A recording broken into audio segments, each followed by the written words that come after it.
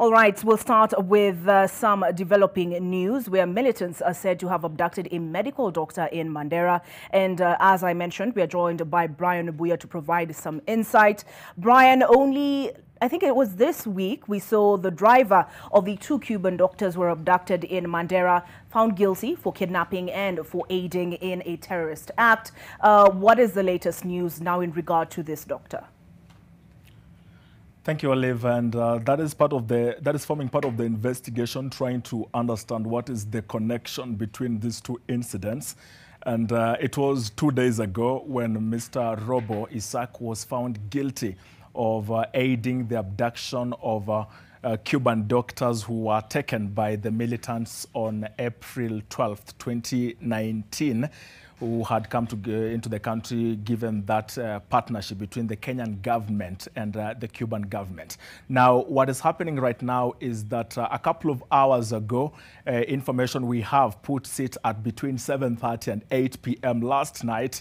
We are told that the 4 armed men walked into a health center, Fino Health Center in Mandera, and abducted 3 medical staff. And when they abducted them, they crossed over with these medical staff to the Somali side of Mandera, of the Somali side. And this was happening in Lafe constituency. And after a couple of minutes, let's say half an hour thereabout, they actually released, or rather brought back 2 of the abductees. And it's yet to be understood what were the parameters that they used in returning or releasing the 2 medical staff, and went away with one of them. Earlier on, when we were speaking to the county commissioner, Mr. Onesmus Chatha, he confirmed to NTV that the incident indeed took place and that they're doing everything in their power. Yet, he could not give us maybe what they were looking at as a way or as a defining reason why the militants returned these 2 medical staff back to the facility. Statements have already been taken from those who attended, and information about it is still a little bit scanty, but already there is collaboration between the Kenyan authorities and Somali authorities, and intelligence is being collected to see how these particular medical staff is rescued from the hands of the suspected Al-Shabaab militants, because they have done this